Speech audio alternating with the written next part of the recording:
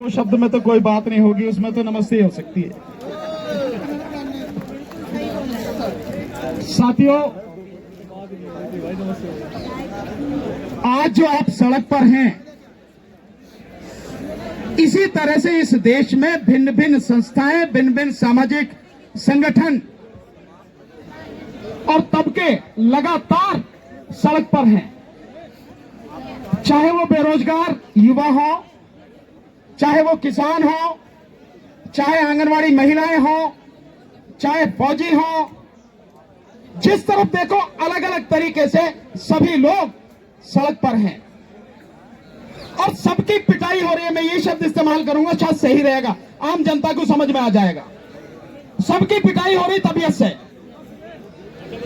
ये जितने भी लोग हैं, इनको नहीं समझ में आता, ये आप लोगों को समझ में नहीं आता। भाई मेरे, अलग अलग लड़ने की बजाय सारे इकट्ठे होकर लड़ो।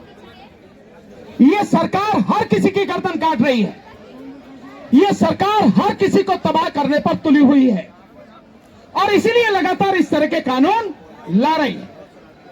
कानून लाने का तरीका जो होता है, वो तरीका यह है सरकारों का कि जिस क्षेत्र में आप कानून लेके आ रहे हैं, जिस बात के लिए आप कानून लेकर आ रहे हैं, उस विषय पर बाकायदा जो उसके एक्सपर्ट हैं, कानूनी सलाहकार हैं, कानूनी जानकार हैं और उस संस्था से जुड़े हुए लोग हैं, आप उनसे बैठक करके सारी स्थिति को समझो और उसके बाद आप कानून लाओ। लेकिन आपसे कोई पूछताछ तो नहीं की सरकार ने? जोर से क्यों नहीं बोलते, बताते क्यों नहीं की? आपके जो ट्रक मालिक है, उनसे भी कोई पूछताछ नहीं की?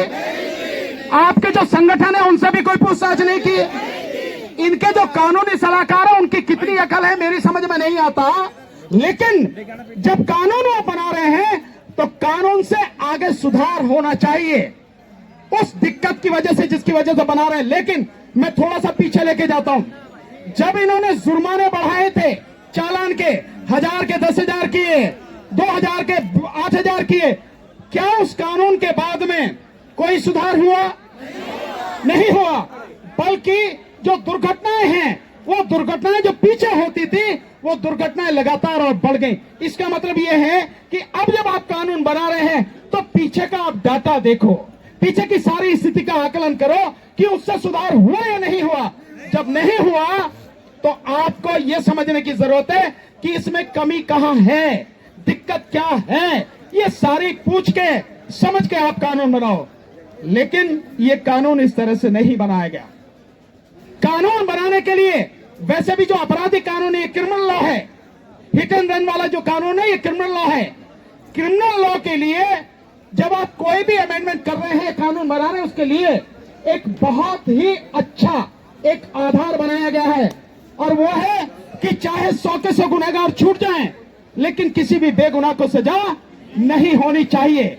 इसके अलावा जब तक सिद्ध ना हो जाए, तब तक हर व्यक्ति निर्दोष है। लेकिन इस कानून के बनने के बाद क्या होगा? इस कानून के बनने के बाद होगा कि पुलिस को खुली छूट मिल जाएगी, आरटीओ को खुली छूट मिल जाएगी कि आपको जब चाहे, जहां चाहे, जैसे चाहे, जितना चाहे आपका शोषण कर सके। 7 लाख रुपए जुर्माना है ना? अगर किसी को पकड़ लिया तो 7 लाख रुपए जुर्माने की जो बात आई, उस 7 लाख के जुर्माने में जो ड्राइवर है वो तो दे ही नहीं सकेगा, और उसको अगर बंद कर दिया, उसका परिवार भी बर्बाद हो जाएगा। साथ में जिनके जो वाहन है, जो ट्रक है, बस है, निश्चित रूप से वो आदमी भी 7 लाख रुपए जुर्माने नहीं दे सकेगा।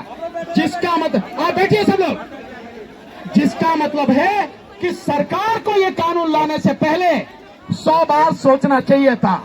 आज जो बात हो रही है कि आपकी तरफ से समझौते की बात की गई है, मैं समझता हूं हमेशा जो लड़ने वाले लोग हैं, जो दुखी लोग हैं, उनकी पीठ में छुरा भोंका जाता है। अपनी एक यूनियन बनाओ, अपनी एक एग्जीक्यूटिव बॉडी बनाओ ड्राइवरों की, उनमें से जो अच्छे समझदार लोग हैं, उनको लीड करने के लिए आगे लाओ। और जब तक वो आपके सामने सरकार से बात करें, और बात सरकार से कुछ नहीं करें, बहुत सीधी सी बात है, भैया कानून वापस ले लो, हमें तो बात करने की जरूरत नहीं है। जैसे कृषि कानून वापस लिए, कोई लिखित में समझौता नहीं। आप जानते हो मोदी और अमित शाह को, यू टर्न मारने में इनका कोई दूसरा मतलब इनका मुकाबला नहीं कर सकता। आपको लिख के भी दे देंगे तो क्या कर लोगे आप? यू टर्न कर जाएं, क्या फर्क पड़ता है उन पे? मौखिक की तो कोई बात ही नहीं है, मुंह जबानी की कोई बात ही नहीं है। लिखित में भी आपको दे दें तो भी एक पल में बदलने में इन्हें जरा सा फर्क नहीं पड़ता। आपको ध्यान नहीं है तो ध्यान करो आप। जब सीए एनआरसी का आंदोलन चल रहा था, सीए एनआरसी के आंदोलन में इन्होंने कहा कि हम पूरे देश में जेलें बनाएंगे, डिटेंशन कैंप बनाएंगे। और जब ये बात बड़ी, आंदोलन बढ़ा, तो मोदी जी ने रामलीला मैदान में क्या कहा? ना सीए एनआरसी की तो बात ही नहीं हुई, डिटेंशन कैंप की तो बात ही नहीं हुई।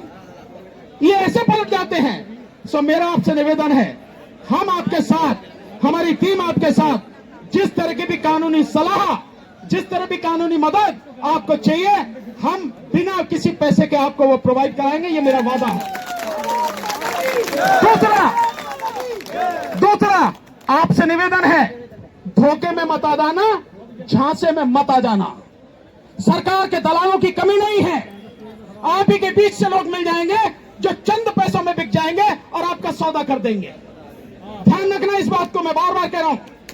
इसलिए साथियों, अपने बीच से अच्छे लोगों को चुन के अपनी टीम बनाओ और तब जाके बात करना। और बात तो मैंने सीधे ही कहा, कोई बात ही नहीं, तुम कानून वापस लो, खेल खत्म, पैसा हाजिर। क्या जरूरत है हमें बात करने की? क्या जरूरत है? एक बात।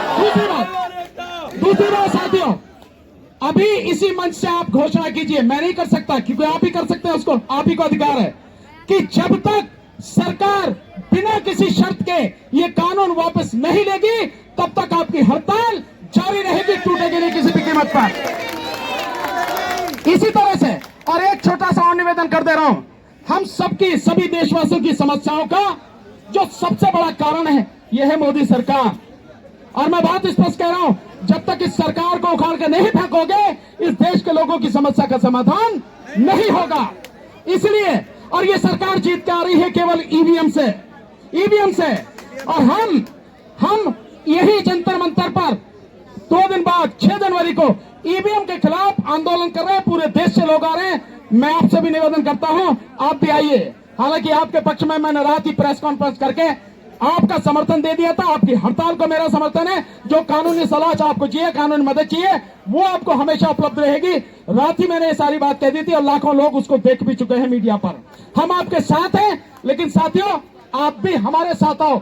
व्यक्तिगत मेरे लिए नहीं, ईवीएम की लड़ाई मेरी अपनी नहीं है, यह हर व्यक्ति जो खड़ा है उसकी लड़ाई है, देश की लड़ाई है। मैं आज तक किसान आंदोलन में था, वो मेरी व्यक्तिगत लड़ाई नहीं थी, देश की लड़ाई थी। 13 महीने साथ रहा। सीए एनआरसी के आंदोलन में पहले दिन से आखिरी दिन तक साथ खड़ा था उनके। और सरकार की हिम्मत नहीं है कि आज तक भी कानून पास करा लिया, राज्यसभा में भी, लोकसभा में भी, राष्ट्रपति के साइन हो गए, नोटिफिकेशन हो गया, फिर भी लागू नहीं कर सकी। सरकार की हिम्मत नहीं है। आपके साथ रहेंगे, मेरा अकेले का नहीं था, लेकिन फिर भी मैं साथ था। इसी तरह से जो 1 पेंशन वाले हैं उनके साथ खड़ा हूं, जो ओल्ड पेंशन की बात कर रहे हैं मैं उनके साथ खड़ा हूं। व्यक्तिगत मेरी लड़ाई नहीं है, व्यक्तिगत मेरी लड़ाई में कभी मत आना, पर जब सबकी लड़ाई हो, समाज की लड़ाई हो, तो साथ देना। पर 2 दिन बाद 6 जनवरी को सबको आना है, जो आज आए हैं औरों को भी लेकर आओ। बस इतना ही कहना है, हम आपके साथ में हैं। बहुत बहुत शुक्रिया, सभी को आदाब, सत श्री अकाल, नमस्कार।